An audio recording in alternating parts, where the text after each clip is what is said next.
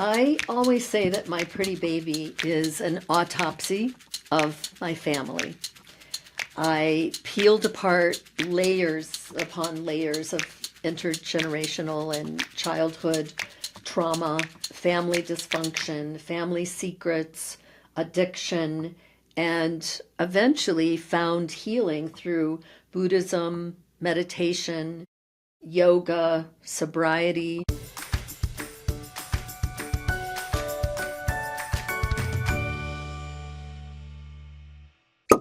Wendy Correa is a writer, yogi, and student of Buddhism, as well as a licensed massage therapist. She has worked in the film, television, multimedia, and music industries in Los Angeles, and later as a DJ in Aspen, Colorado.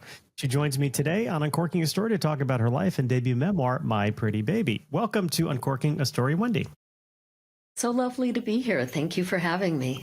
Well, it's lovely to have you here, Wendy. I'm curious, where does your story as an author begin? I always loved writing, and I particularly loved the research behind writing and digging into a story and learning about from a journalistic point of view, I guess I really loved that. And I always loved human interest stories. So I was always a good student in school. I loved, handing in papers that we had to write. And in college, I minored in Native American studies, and I wrote a paper about Native American spirituality that a professor of mine asked if he could keep a copy of. And so that sort of was like, oh, I guess it's a good paper. I did get an A++.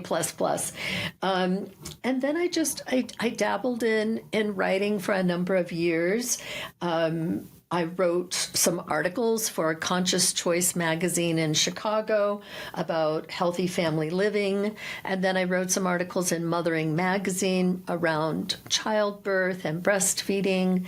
And so I dabbled for quite a while until my memoir just sat on my shoulder demanding to be written. So that's where we are now.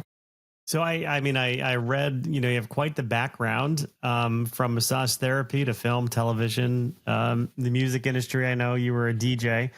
Tell me a little bit about your your background in terms of professionally. What did you want to be when you grew up? Did you know? Well, as you will read in My Pretty Baby, I always felt that music raised me. I didn't have a lot of outside arts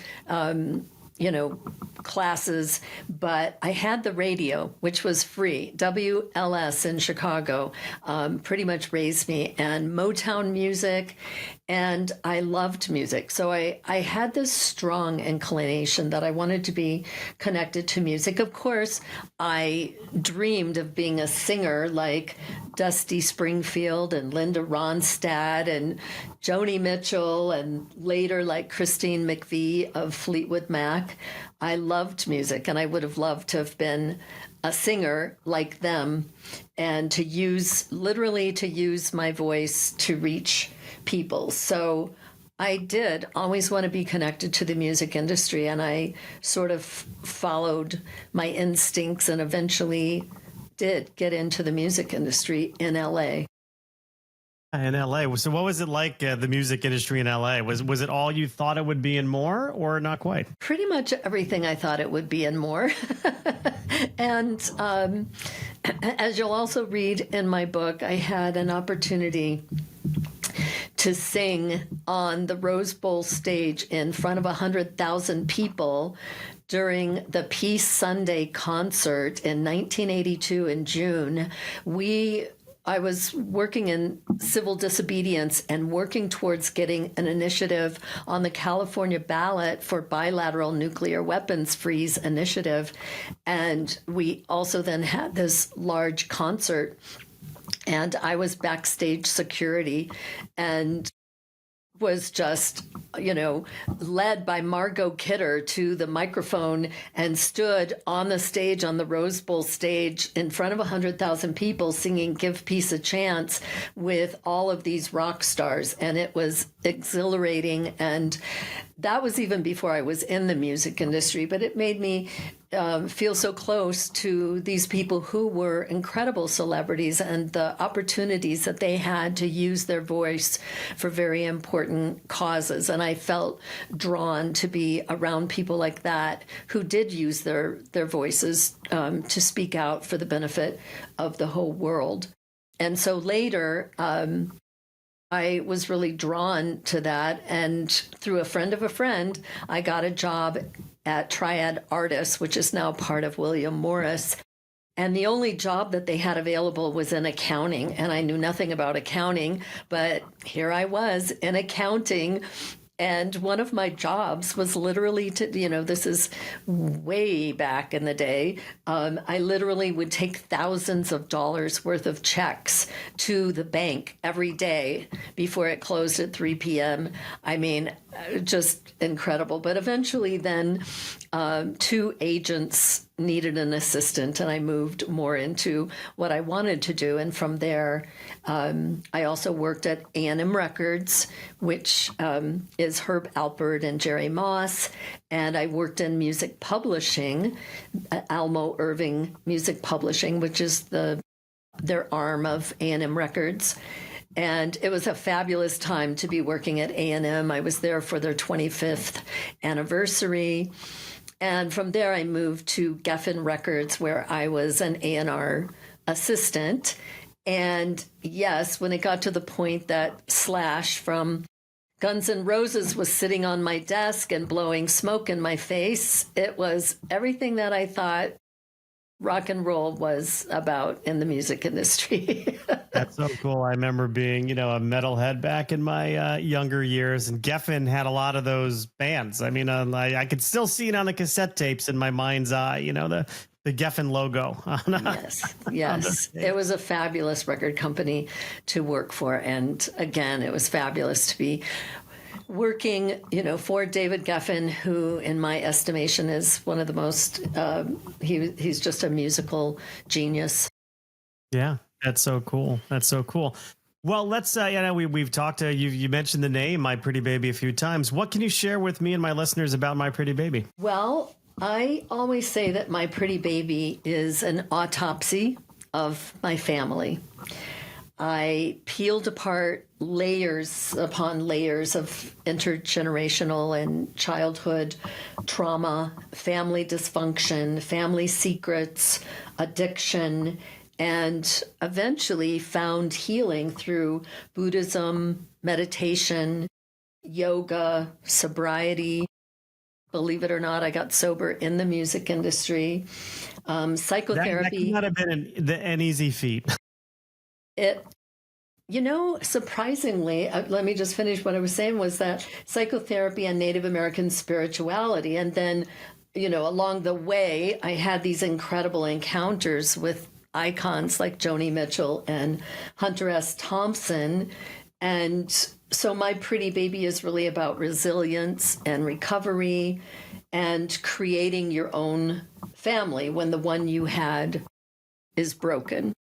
But getting back to getting sober, I do share a story in My Pretty Baby about my very first AA meeting. So I was in the music industry. I was partying with a band on Sunset, and we were drinking heavily at Sushi on Sunset. And instead of asking my friend, who was touring at the time with the Thompson twins, and she had toured with Phil Collins, and she did their costumes, and she was staying at Le Mondrian. I shoulda, coulda, woulda asked her to stay, with her in her hotel room. Instead, I attempted to drive home. And luckily, I consider it a miracle that I was pulled over and thrown in jail and arrested for a DUI, because that is what made me wake up to the fact that, I've got a problem here.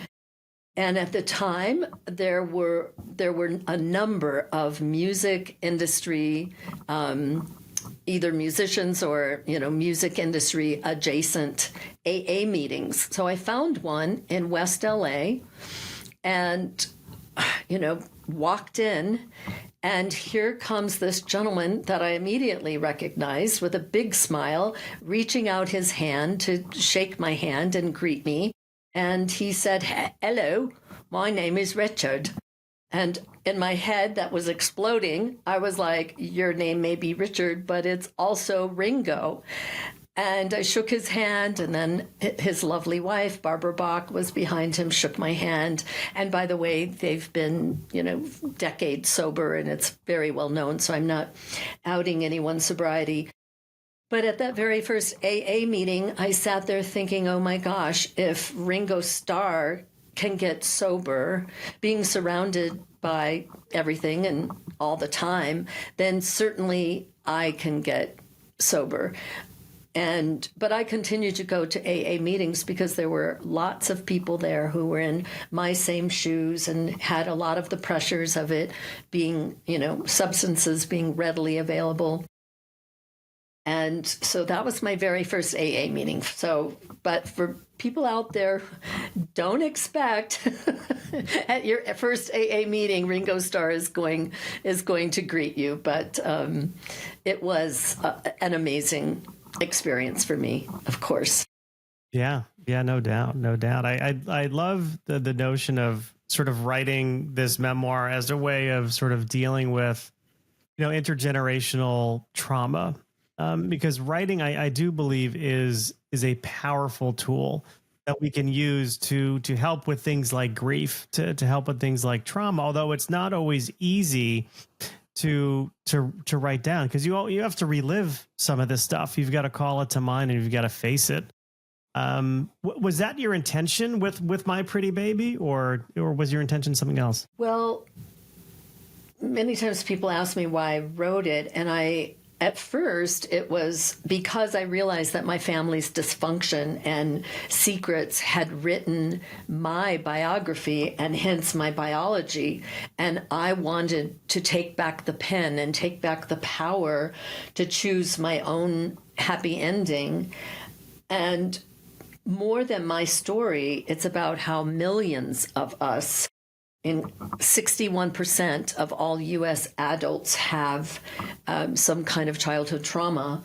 And science is now showing that trauma can rewire our brains and our biology that impacts our health and our relationships for life. So at first, I just wanted to write it for myself. I had no intention of publishing. It was a cathartic experience. It was a healing journey for me. And in the process, as Joan Didion said, I write to make sense of the world. I write to make sense of myself. And in that way, I was trying to unravel this Gordian knot of my family and to dig into the history and the genesis of some intergenerational trauma, but also why I didn't feel like I belonged in my family, why I felt like an outsider. And so at first, of course, I did it for me, but then I realized, no, this is a guidebook for someone else who may be facing the same kind of family dysfunction or trying to make sense of the world, trying to make sense of themselves and their family.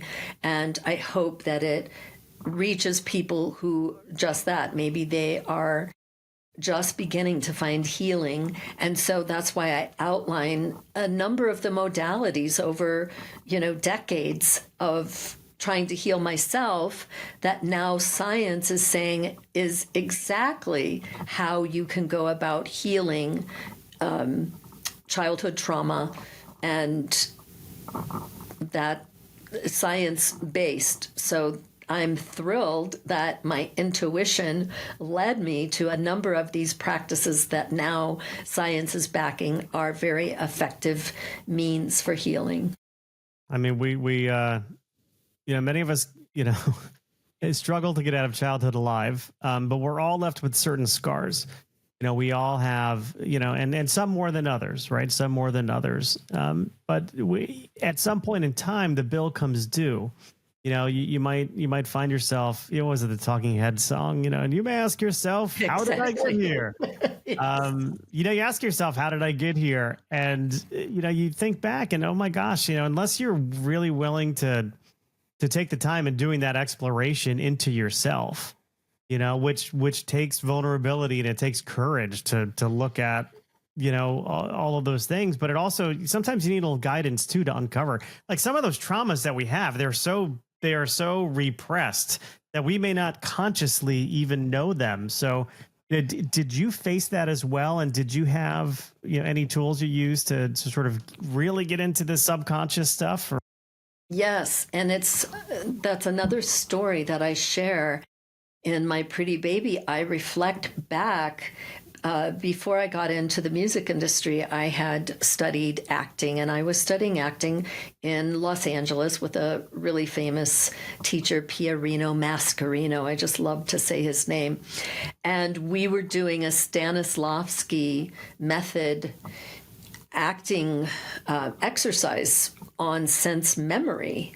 And I was 25 at the time. My father had died when I was 7 years old, and no one had explained to me about death or, people in 1964, they just didn't have the tools. They didn't have the understanding. And I get that, but no one explained anything to me or murmured, it's so sad that he died, but his body was worn out, or, it's okay though, don't worry, your very healthy mom is not going to die. So I lived my whole life with grief and sadness and unanswered questions and a total fear that my mother would also die, which explains a lot of my codependence on her and my desperate need to take care of her and to turn literally a blind eye to a number of things that she did. So I was in this acting class, all these years, 19 years after my father had died, and what we were assigned was we were to choose a childhood memory.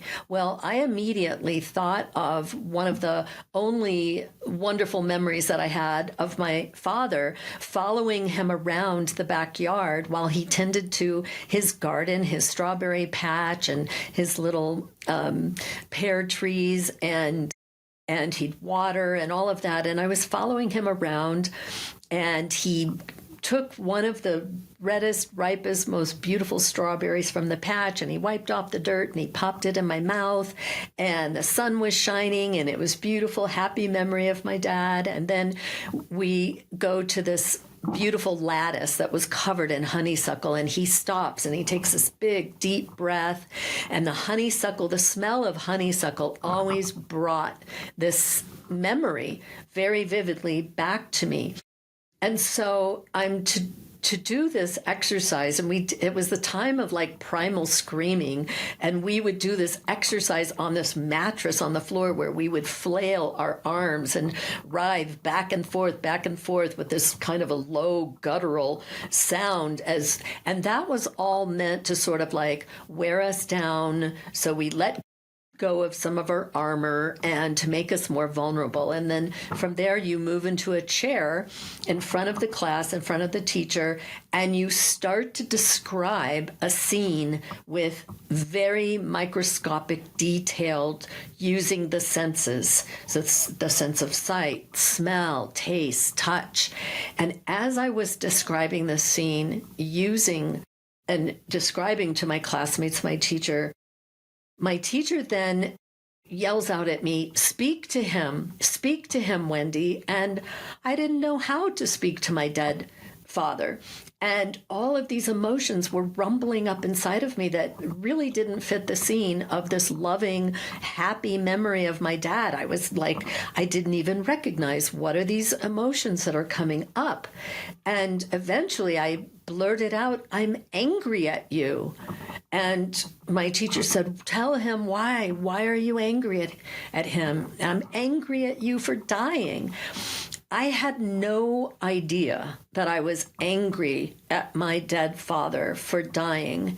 Of course, it makes sense, in hindsight now, looking back, of course I was angry because that left me subjected to my violent alcoholic stepdad. I always dreamed if my dad hadn't died when I was 7, I would have had such a different life. So cut to when I started to write My Pretty Baby, I used that very same technique to transport myself back to the time and the place that I was writing about, and to use the senses and to find those details of place and smell and taste and touch to describe it for my reader. As they say, you want to be able to take your reader and zip them up inside of you so that they actually feel what you're feeling.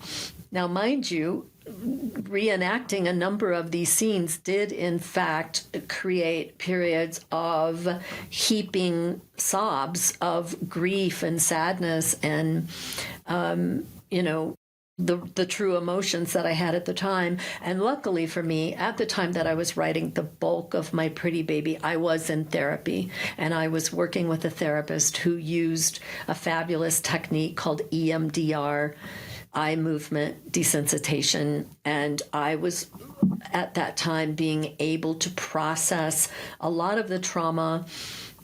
And then she also used another technique called IMTT, image transformation therapy, where you're able to process memories, but to release them very gently. So, of course, I still have those memories, but they don't trigger me emotionally like they used to. You can release their power a little bit, or at least their power over you a little bit, but you do have to face them head on. You do have to, and that takes a lot of courage and ego death, really, because you've got to your ego kind of defends you, and you've got to kind of break down those barriers, so to speak. That's a very, very powerful story. Yes. And speaking about that, I mean, some people think, oh, that happened so long ago. Just think positive thoughts, or, it has nothing to do with you now. And I always like to say in her book of the same name, Whitney Goodman calls that toxic positivity. And when we deny our pain, we deny our healing. And real resilience and real healing only can come from facing what happened, not papering over it with a smile. And it's like the beloved Zen Buddhist teacher Thich Nhat Hanh said, the art of happiness is the art of suffering well. And in Buddhist psychology, they say we must acknowledge, allow, and embrace our suffering in order to heal it. And even the poet Robert Frost said, the only way out is through, which is also something that we say in 12-step programs. Yeah. You could avoid it. You could avoid the pain. You could avoid grief, but it's still going to be there. And it will seep out in other ways. Yeah. I mean, they say your body keeps the score, right? And your body will you'll hold it there until it manifests itself in some kind of illness, whether that's a physical illness or a mental illness. It will come up. It will come up. So kudos to you for facing it head on. Yes, that's right. And while I was writing my memoir, I did study all the work of Bessel van der Kolk, The Body Keeps Score, Gabor Mate, Peter Levine, Nadine Burke-Harris, all the research, the most recent research regarding what is now called adverse childhood experiences. So there's a 10-question questionnaire online that anyone can look that up and Google it and take this little quiz. And they say that in the study that 2/3 of adults have at least one ACE, and 1 in 6 have 4 or more. And as you know, the trauma you carry from your childhood can increase your risk for addiction, for chronic illnesses, and because as Bessel van der Kolk says, the body keeps the score and it stays hidden in our central nervous system, and the trauma doesn't just disappear. So that trauma of the ACEs, again, can increase your risk for addiction, mental illness, and many diseases, physiological diseases. So I really believe that trauma is a public health issue, and that My Pretty Baby is really a call to action for us to have these kinds of conversations that you and I are having, to take the stigma out of it so that people feel less alone, and so that we can talk about this without shame. I have an ACE score of 7 out of 10, but the good news is, the research is proving that the damage can be reversed with the exact modalities that I've intuitively practiced for the last 45 years. How did you come up with the title, My Pretty Baby? So that is something that my mother uttered to my sister, as you will also read in my book, that I didn't know about until I was 25. I was in college at Humboldt State University in Northern California, and I went home for a visit, and I didn't have the best relationship with my sister, and she was angry at me about something, and she says to me, "Oh, you're just like Mom, and you think you're so perfect. And do you know what she said to me when she brought you home from the hospital?" My sister is 12 years older than me. So when she brought me home from the hospital, of course not. I was a newborn, so I have no idea what Mom uttered to you. Sorry. Oh my goodness. I have no idea what she uttered. And she said to me, at the time she was just almost 12. She said to me, a 12-year-old girl, "I finally got my pretty baby." And of course I was, "What do you mean?" And she said, "Can you imagine?" She said this to an insecure and, gawky 12-year-old girl. She finally got her pretty baby. And when I went to ask my Mom, my goodness, I just had this fight with Sandy. Did you really say that to her? And she said, "Oh, Wendy, I didn't say that. I might have said you were my best baby." I'm like, "Well, Mom, that's hardly better." And she said, "Oh, because Sandy was in an incubator for a month, and she was so sickly, and your brother was so sickly too and skinny, but you were chubby and you had dimples in your arms and your legs. You were my best baby."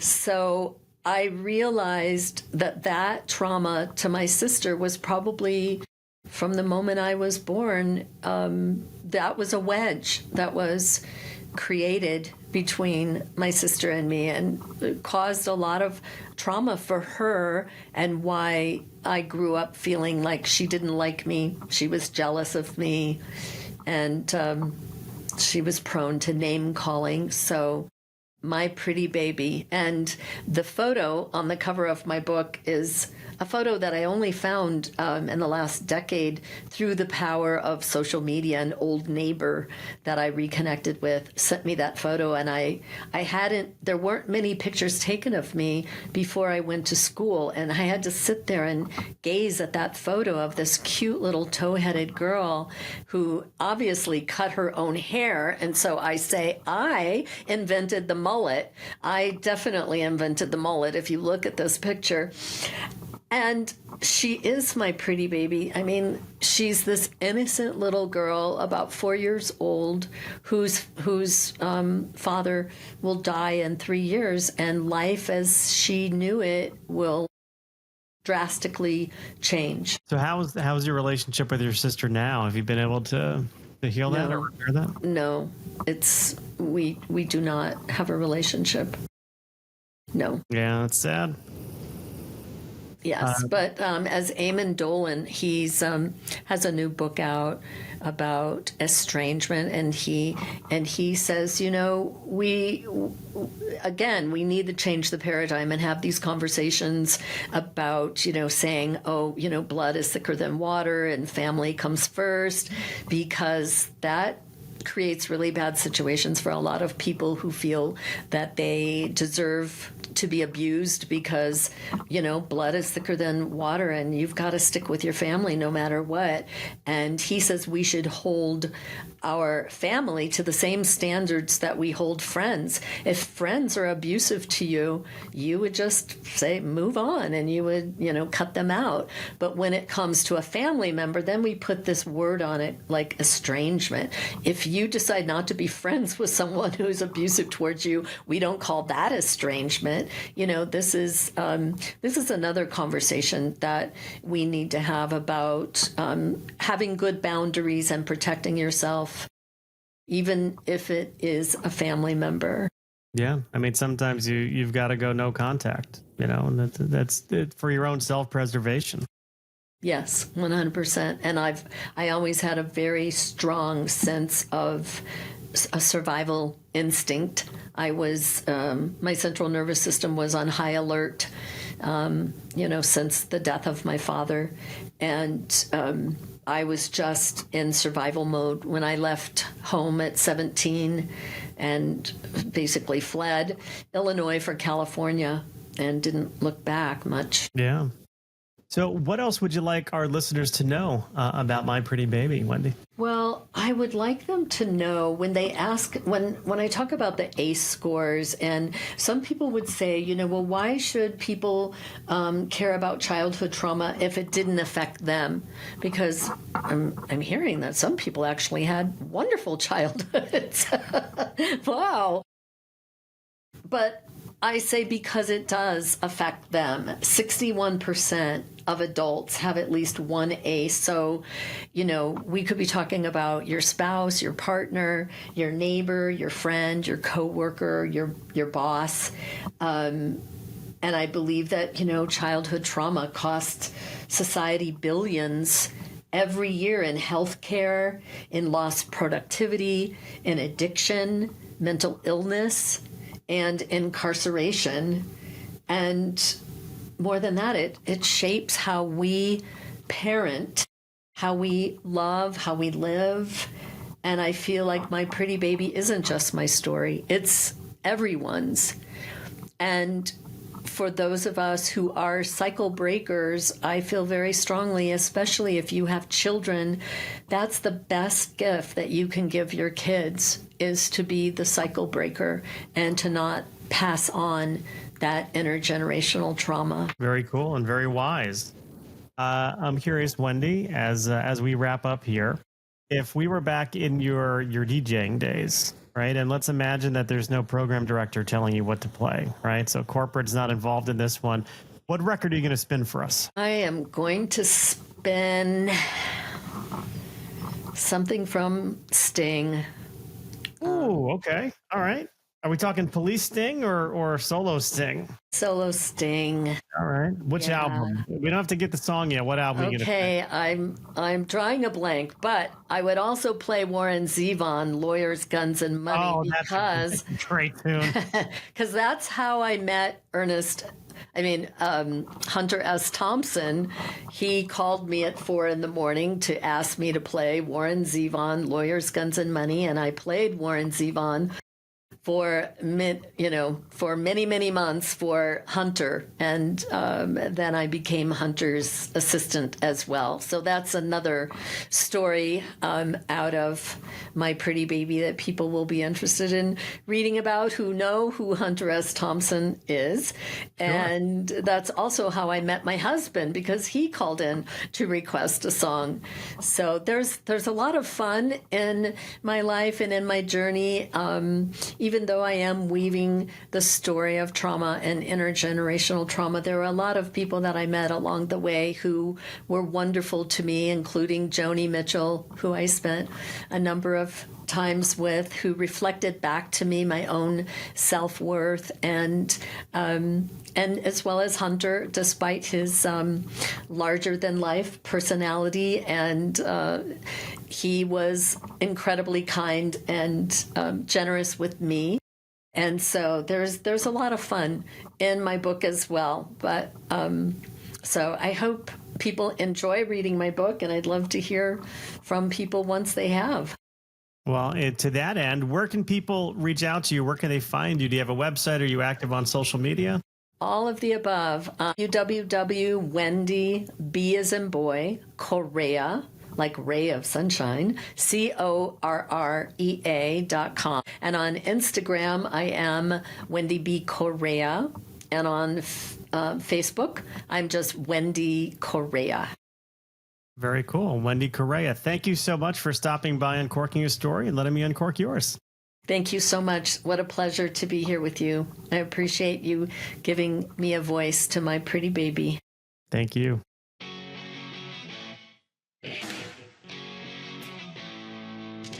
Thanks for listening to Uncorking a Story. If you'd like more information about today's guest or to find out more about Mike, go to uncorkingastory.com. If you enjoyed the show, please subscribe, rate, and review us at Apple Podcasts, Spotify, or wherever you get your podcasts. Tune in every week to hear Mike Carlon uncork a new story.